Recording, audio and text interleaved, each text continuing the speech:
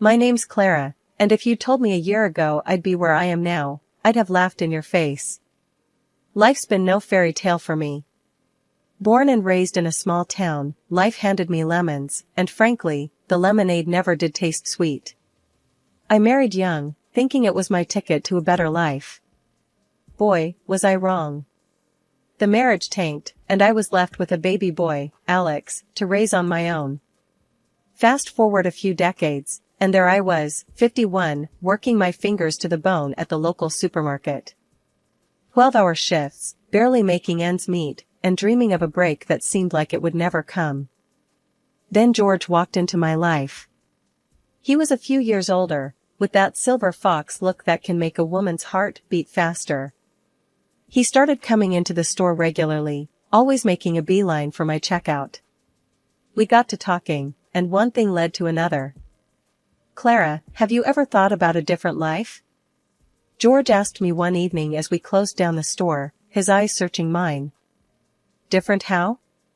"Like winning the lottery and sipping cocktails on a beach?" I joked, locking the doors and turning to face him.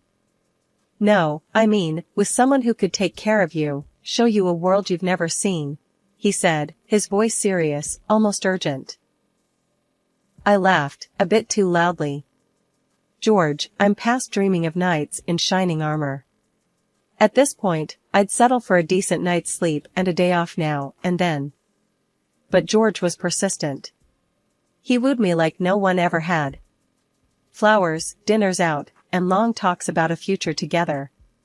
It was all so fast, so intense. Before I knew it, he was on one knee in that tiny, cramped apartment I called home, asking me to marry him. "Clara, marry me, and you won't have to worry about a thing. I'll take care of you. We'll move to my place in the city. It's big, comfortable. You deserve that and so much more," he said, his eyes gleaming with promises. I was swept off my feet. My heart screamed caution, but my lonely soul whispered, "Why not?" So, I said yes. We married in a small ceremony, just a few friends and my son, Alex, who looked at George like the father he never had. The day after the wedding, George said, "Pack up, Clara. Let's start our new life. I've got everything planned out." So, I did. I sold my apartment, the only real asset I had, and gave George the money.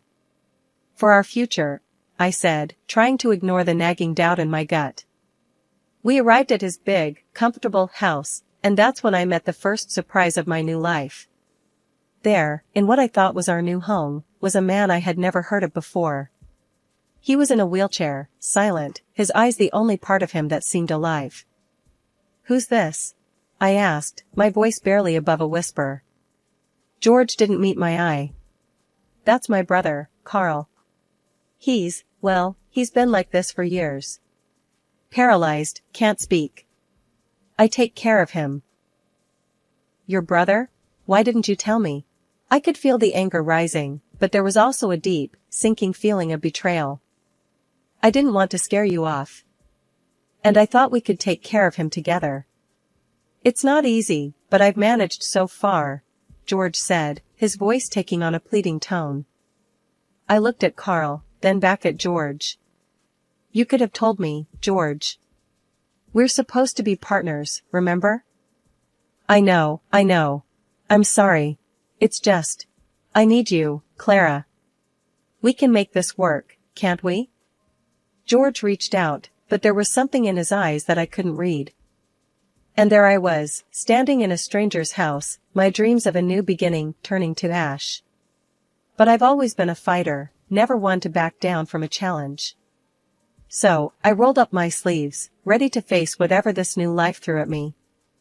Little did I know, this was just the tip of the iceberg. "All right, George. We'll make it work. But no more secrets, okay? We're in this together," I said, trying to sound more confident than I felt. George smiled, relief washing over his face. "Together," he echoed, but even then, I wondered what I had gotten myself into. Settling into George's house was like stepping into an alternate reality, one I hadn't signed up for.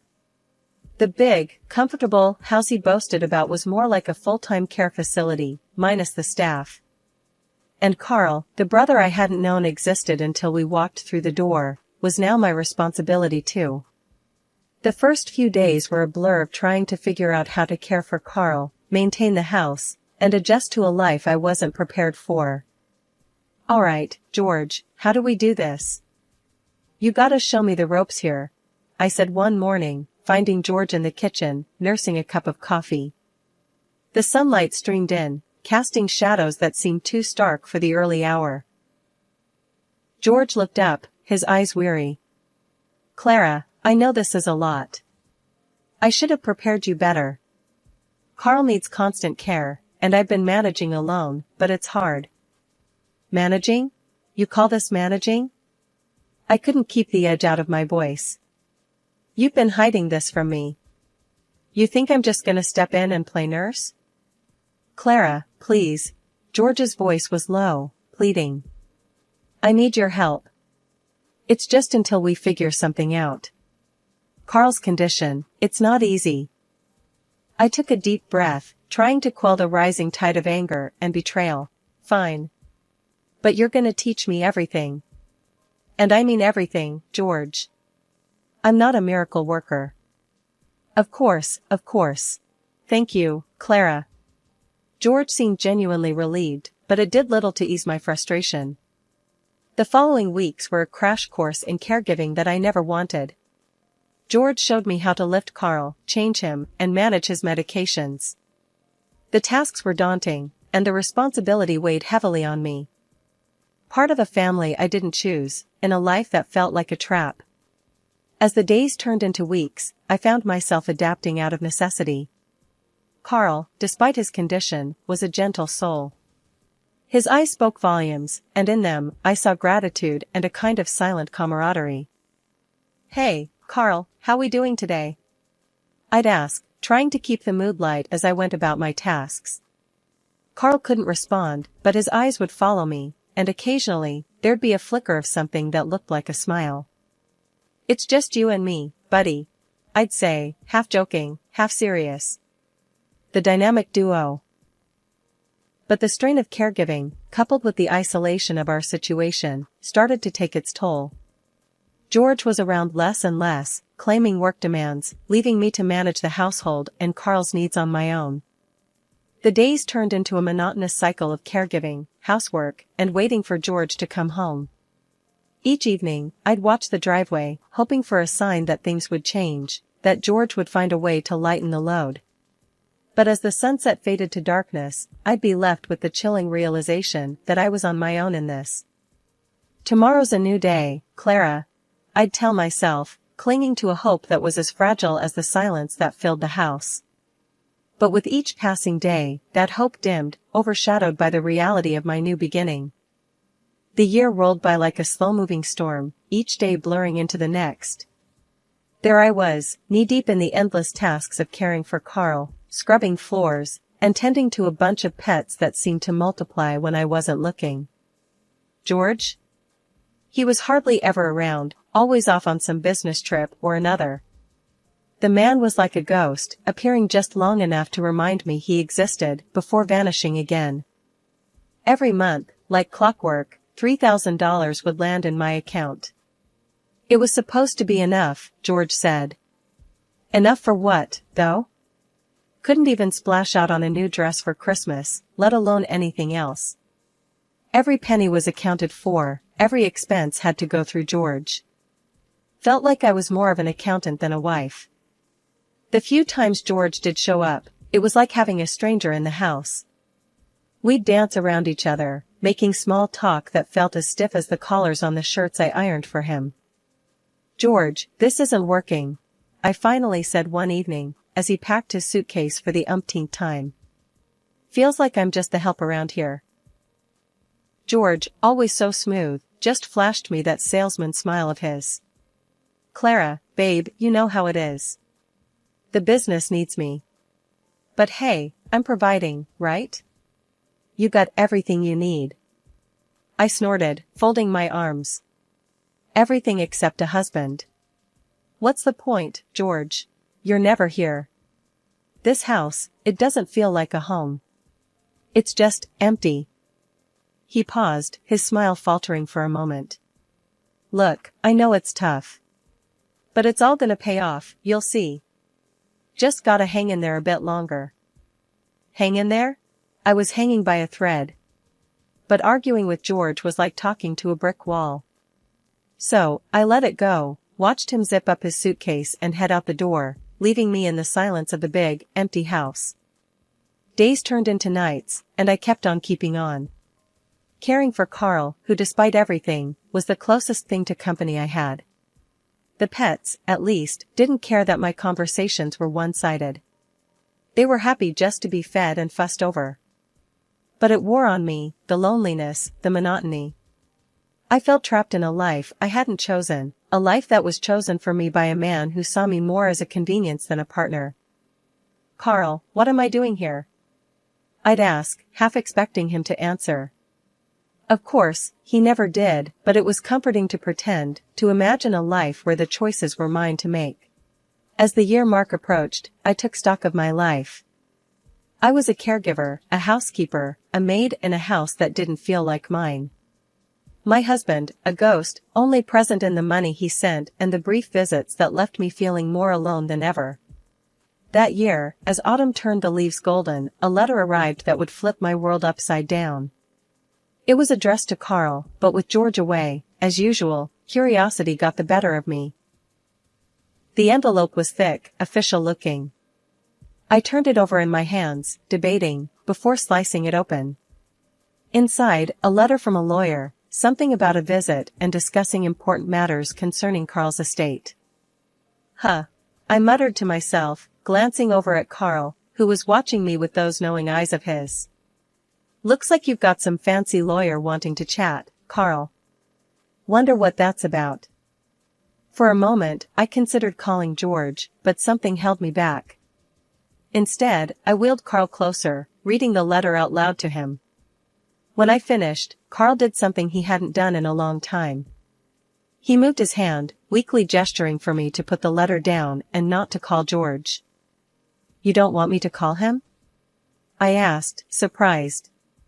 Carl managed another weak gesture, a confirmation. It was the most communication we'd had in months, and it left me more puzzled than ever. A few days later, the lawyer arrived, a Mr. Thompson, carrying a briefcase and wearing a look of solemn importance.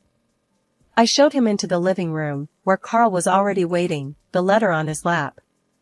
Mrs. Clara Smith, Mr. Thompson began, then paused, checking his notes. I'm here to discuss Mr. Carl Jackson's affairs.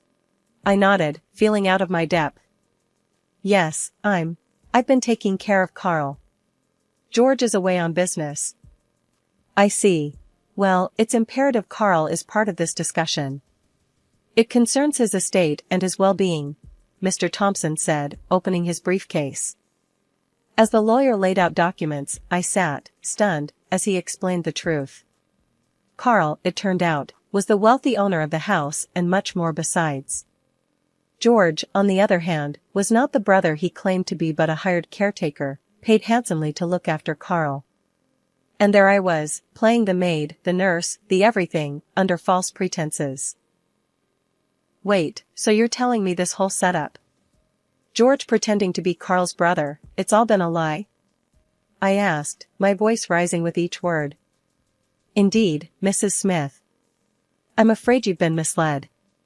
Carl here is my client, and he's been under the care of George, whom we've been paying a significant sum to ensure Carl receives the best care possible, Mr. Thompson explained, not unkindly. And what about me? I've been doing all the work, thinking. My voice trailed off as the anger and betrayal settled in. Does this mean I'm just, what, exactly? Unfortunately, it appears you've been unknowingly drawn into this deception. This is a matter we need to rectify, for Carl's sake and for legal reasons, Mr. Thompson continued, glancing sympathetically at me then at Carl. The room spun as the implications of Mr. Thompson's words sunk in. All this time, George had been using me, using us, for his own gain. And Carl, unable to speak for himself, had been trapped in this lie alongside me. So, what happens now? I asked, feeling a mix of fear, anger, and an overwhelming sense of betrayal.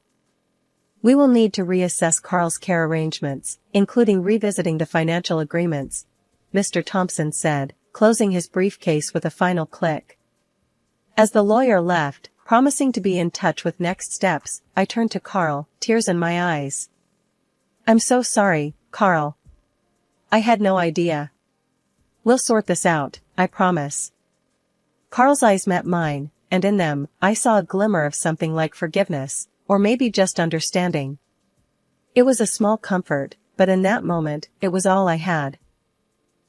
After the bombshell Mr. Thompson dropped about my entire life being a lie, he hit me with another gut punch. Unfortunately, you'll have to leave the house, he said, his voice all business, no warmth. Panic gripped me like a vice. Leave? To where? My apartment, my little bit of independence, was gone, sold because of George's sweet-talking lies. I gave him everything, and now I was about to be left with nothing. That night, I cried until the tears wouldn't come anymore, my heart a mix of hurt, betrayal, and fear. By morning, desperation replaced despair. I had to do something, anything. With a shaky resolve, I approached Carl. Even though he couldn't respond, I hoped he could understand. Carl, I've got nowhere to go. I started, my voice cracking. I was wondering, maybe, could I work for you?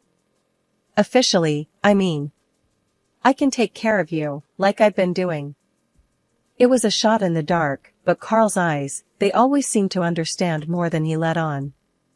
And in that moment, they told me I wasn't alone in this mess. Mr. Thompson was called back in, and I laid it all out, raw and unfiltered. I'd been doing the job anyway, haven't I? Taking care of Carl, the house, everything. I need this job. Plus, you won't find anyone who cares about Carl more than me. To my surprise, Mr. Thompson didn't immediately shut me down. Instead, he nodded, tapping his pen against his chin. Let's see what we can arrange. It's an unusual situation, but given the circumstances, it might be the best solution for Carl. The next few days were a whirlwind. Mr. Thompson worked with Carl's legal team to draft a new contract, this time with my name on it, as Carl's official caregiver. The salary was more than I'd ever dreamed of, a stark contrast to the measly sums George used to send. When Mr. Thompson handed me the contract, I felt a weight lift off my shoulders. You'll be compensated fairly for your work, and more importantly, you'll have a place to stay, he said, handing me a pen. Signing that contract was the first step towards reclaiming my life, towards something that felt like justice after months of deception.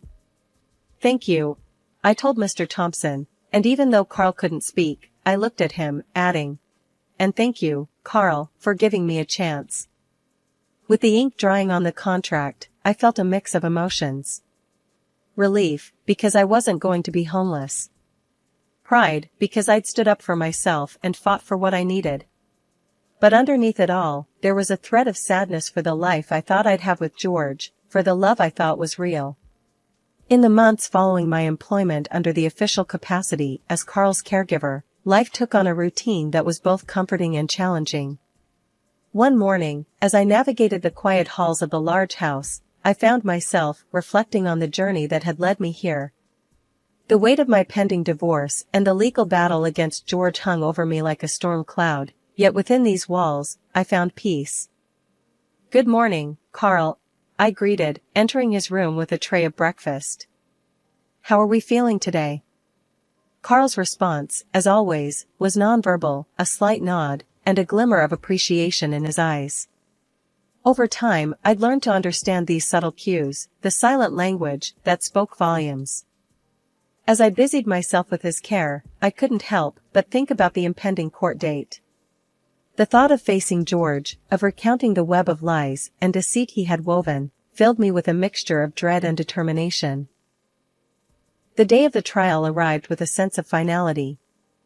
Standing outside the courtroom, Mr. Thompson at my side, I steeled myself for what was to come. You ready for this? Mr. Thompson asked, his voice steady and reassuring. As ready as I'll ever be, I replied, drawing a deep breath. It's time to close this chapter, once and for all. The proceedings were a blur, a mix of legal jargon and cold, hard facts. When it was my turn to testify, I spoke with a clarity and strength I didn't know I possessed. I told the court about George's deception, about the life I was led to believe we would have together, and the reality of my role as an unwitting caretaker. In the end, justice was served.